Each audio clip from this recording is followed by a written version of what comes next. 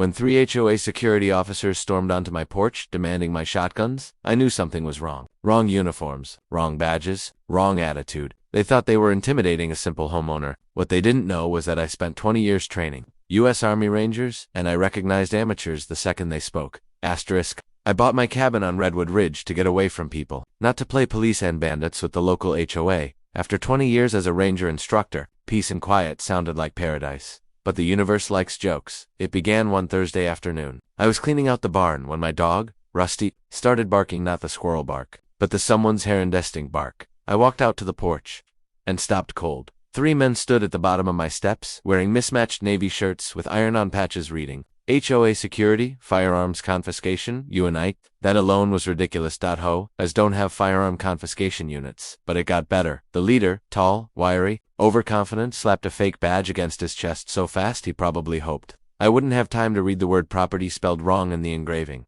Sir, he barked, we are here to seize your weapons. There have been complaints about you storing firearms on HOA land. I raised an eyebrow. My cabin isn't on HOA land. He didn't blink. It is now. That was the moment I knew I wasn't dealing with clumsy HOA volunteers. I was dealing with fakes. The second man stepped forward. His shirt was untucked, his boots mismatched, and his holster empty, a detail he seemed unaware of, which made it even funnier. Hand over the shotguns peacefully, he said, and we'll avoid escalation. Escalation?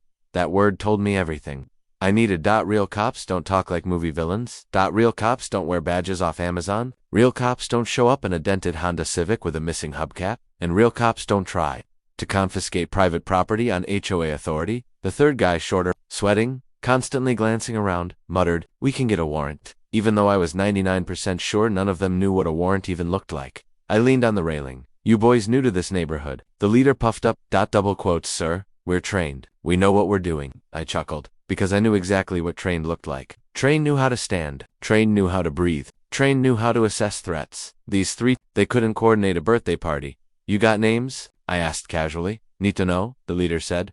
I used to train people like you, I told him, and trust me, I would have remembered. The leader frowned. Train what? U.S. Army Rangers? The 3 of them froze like raccoons in headlights. The leader's bravado cracked. That's irrelevant.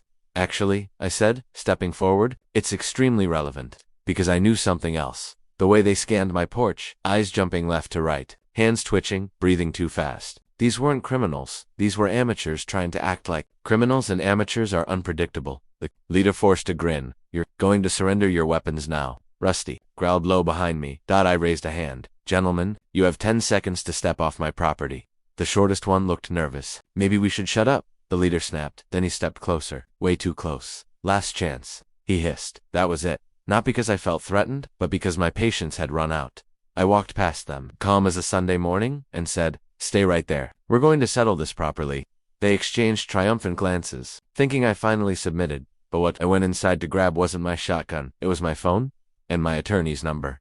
Because before I ever taught Rangers how to fight, I taught them something else. You don't need force to win. You need strategy. And these idiots were about to learn that the hard way. Asterisk. My attorney, Mark Temple, picked up on the first ring. It's me. Let me guess, he replied without even hearing the situation. Your HOA did something stupid again. 3 fake cops showed up trying to confiscate weapons. Silence. Then I'm calling the sheriff. Stay on the line. I walked back outside. The fake cops turned to see me holding a phone instead of a shotgun, and the leader's expression flickered with worry before he covered it with fake confidence. Are you surrendering the weapons or not? He demanded. No, I said plainly. Then we will use force. You are obstructing authority. Authority. I laughed. Which authority? The spelling bee badge on your chest? The shortest one whispered. I told you this was a bad idea. Quiet, the leader barked. But panic was spreading across their faces. Their formation broke. Their breathing went shallow. Their hands fidgeted. All classic signs of a fake operation going sideways. Mark came back on the phone. Real deputies are on the way, he said. Stay calm. Record everything. I raised the phone and hit record. The leader instantly tried to hide his face. Nitrogen monoxide recording, he shouted. Why not? I asked. If you're official, he stammered. The other 2 stepped back. Then the wail of sirens echoed through the pines. Real sheriff vehicles rolled up my driveway, gravel crunching beneath their tires. The fake cops paled. 2 deputies stepped out. Claremont County's finest. Sheriff Diaz herself walked up the porch, hand resting near her holster. Sir, everything all right? She asked me. Better now, I said. Diaz turned to the 3 fakes. And who exactly are you supposed to be? The leader swallowed hard. We're HOA security. Diaz stared at his fake badge. That badge is counterfeit. The second guy blurted. It was his idea. The leader elbowed him. The little guy yelped. Diaz continued, voice firm. You are impersonating officers. You attempted to seize private property. You issued unlawful threats. You trespassed on private land. Then she pulled out handcuffs. All three of you are under arrest. The leader tried one last desperate move. You can't arrest us. We have HOA jurisdiction. Diaz laughed so hard she nearly dropped the cuffs. You don't even have a matching uniform. Deputies moved in, cuffing each of them while they tripped over each other trying to blame one another. But one thing still bothered me. Sheriff? I asked. Who sent them? Diaz nodded grimly. That's the real question. As the fake cops were loaded into the cars, one of them finally cracked. It was Karen, he cried. HOA President Karen Millstone. She told us she had authority to seize guns on behalf of the neighborhood. Diaz sighed. I groaned. Mark, still on the line, muttered, oh, for heaven's sake. Karen Millstone, the HOA president with the emotional stability of a weather siren, had been causing trouble for months. Fines for leaving my porch light on? Complaints about my grass growing 1/2 inch too tall? Harassment about my barn being too rustic? But this stunt. This was criminal. Diaz walked over. So, you want to press charges against the ones who sent them? I nodded slowly. Absolutely. Because Karen had just taken the HOA war to a level she couldn't come back from, and she was about to learn what happens when you impersonate police and go after a ranger instructor. Asterisk.